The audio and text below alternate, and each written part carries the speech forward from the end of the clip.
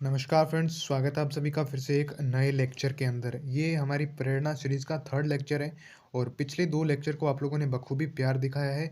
और आज से हम लोग फिर से जो है स्टार्ट कर रहे हैं, फिर से 10 क्वेश्चन एमसीक्यू जो हिंदी पेडागोगी है, प्रीवियस ईयर क्वेश्चन जो है वो डिस्कस करने वाले हैं। तो लेक्चर की शुरुआत करने से पहले आप सभी लोगों से विनती है कि अगर आप लोगों ने इस चैनल को सब्सक्राइब नहीं किया तो कर लेना, क्योंकि ऐसे ही न्यू कंटेंट आप लोगों को यहाँ पर अपलोड कर दिया जाएगा। तो 11वां नंबर क्वेश्चन पढ़िए कि अध्यापक को यह सुनिश्चित करना चाहिए कि उसकी कक्षा के सभी शिक्षार्थी अपने आप को स्वीकृत और सम्मानित समझे। इसके लिए शिक्षक को चाहिए वह है। यानी कि आप लोगों को क्वेश्चन पढ़ना है और इसके नीचे आपको 4 ऑप्शन दिए गए हैं। उन 4 ऑप्शन में से एक ऑप्शन आपका राइट होगा, वो आप लोगों को चुनना है। और हिंदी पेडागोगी की ये क्लास आप लोगों की बहुत ही महत्वपूर्ण होने वाली है, बहुत ही रामबाण साबित होने वाला है, जो आपका 21 जनवरी को पेपर है। ठीक है?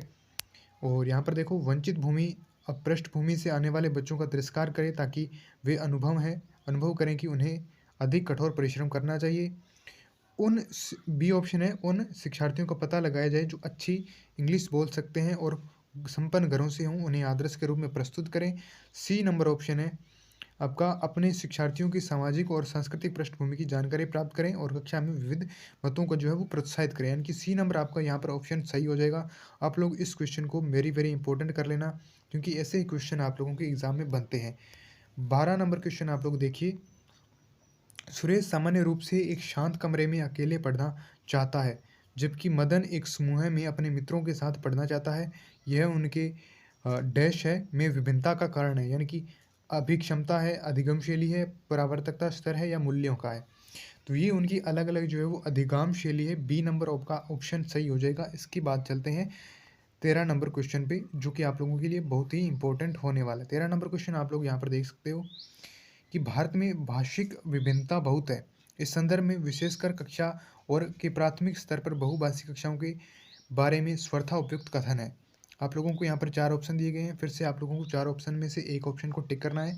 ए नंबर है कि विद्यालय में उन्हीं बच्चों को प्रवेश दिया जाएगा जिनकी मातृभाषा वह है वही हो जो शिक्षा के लिए अपनाई जा रही हो। बी नंबर ऑप्शन है कि शिक्षक को वही सभी भाषाओं का सम्मान करना चाहिए ताकि सभी भाषाओं में अभिव्यक्ति के लिए बच्चों को प्रोत्साहित करना चाहिए। सी नंबर ऑप्शन है, जो बच्चे कक्षा में मातृभाषा का उपयोग करते हैं अध्यापक को उनकी उपेक्षा करनी चाहिए। डी नंबर ऑप्शन है, शिक्षार्थियों को अपनी मातृभाषा या स्थानीय भाषा का प्रयोग करने पर दंडित किया जाना चाहिए।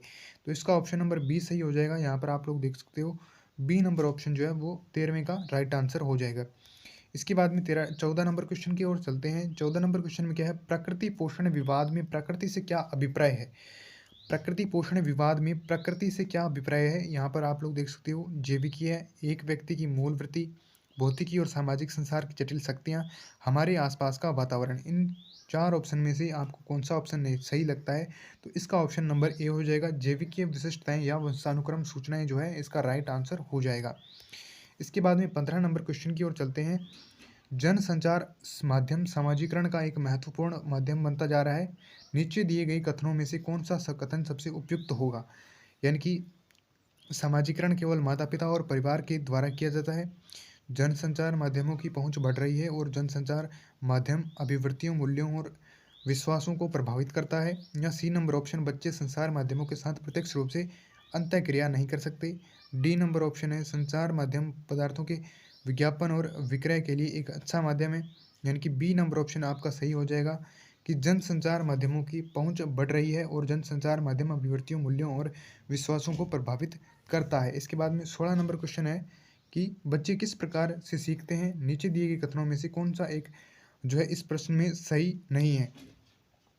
बच्चे तब सीखते हैं जब वे संज्ञानात्मक रूप से तैयार हों, या फिर बच्चे अनेकों प्रकार से सीखते हैं। बच्चे सीखते हैं क्योंकि स्वाभाविक रूप से प्रेरित होते हैं। बच्चे केवल कक्षा में सीखते हैं। इनमें से आपका ऑप्शन नंबर हो जाएगा ऑप्शन नंबर डी, कि बच्चे केवल कक्षा में सीखते हैं। ठीक है, जो उन्हें अध्यापक जो है वो सिखाता है वही बच्चे सीखते हैं। आप लोगों को ध्यान रखना है, ऑप्शन नंबर डी आपका यहाँ पर करेक्ट हो जाएगा। इसके बाद में 17 नंबर क्वेश्चन की ओर बढ़ते हैं कि प्राथमिक विद्यालय शिक्षक को अपने शिक्षार्थियों को अभिप्रेरित करने के लिए निम्नलिखित में से किस रणनीति को अपनाना चाहिए। ए ऑप्शन है, बी ऑप्शन है, सी ऑप्शन है या फिर डी ऑप्शन है। आपको क्वेश्चन पढ़ना है और फिर 4 ऑप्शन पढ़ना है। ये बिल्कुल ईजी सा क्वेश्चन है। इसका ऑप्शन नंबर बी हो जाएगा कि बच्चों को उनकी रुचियों के अनुसार अपने लक्ष्य को निर्धारित करने, उन्हें पाने के अधिगम में सहायता करनी चाहिए, यानी कि बी नंबर ऑप्शन हो जाएगा। आपके 18 नंबर क्वेश्चन है, निम्नलिखित में से कौन-सा समाजीकरण का एक प्रमुख कारण है? प्रमुख कारक है, यानी कि परिवार जो है वो समाजीकरण का एक महत्वपूर्ण भूमिका निभाती है। आप लोगों को पता है कि फैमिली जो है हमारे जीवन के अंदर बहुत ही बढ़िया रोल मॉडल जो है वो निभाता है। 19 नंबर क्वेश्चन आप लोग यहाँ पर पढ़िए कि बच्चों को समूह द्वारा किया जाने कार्य जो है शिक्षक रणनीति है, क्योंकि आप लोगों को ध्यान रखना है कि सीखने की प्रक्रिया में बच्चे एक दूसरे से सीखते हैं, परस्पर सहायता भी करते हैं। ठीक है, ऑप्शन नंबर बी आपका यहाँ पर राइट आंसर हो जाएगा। आज का लास्ट क्वेश्चन है कि एक औसत बुद्धि वाला बच्चा यदि भाषा को पढ़ने एवं समझने में कठिनाई प्रदर्शित करता है, तो यह संकेत देता है कि बच्चा का लक्षण प्रदर्शित कर रहा है। तो इसका ऑप्शन नंबर डी हो जाएगा कि पठन अक्षमता, या फिर इसे बोलते हैं डिसलेक्सिया, यानी कि डी नंबर ऑप्शन आपका करेक्ट हो जाएगा। तो उम्मीद करता हूँ कि आप लोगों को यहाँ पर 10 में से 10 क्वेश्चन आप लोगों के आए होंगे, और अगर आपके 10 में से 10 आते हैं तो आपकी मान के चलिए बहुत ही बढ़िया तैयारी है, बेटर तैयारी है। तो और आप जो 21 जनवरी को एग्ज़ाम होने वाला है, आप उसके अंदर बहुत ही बढ़िया स्कोर करें। धन्यवाद।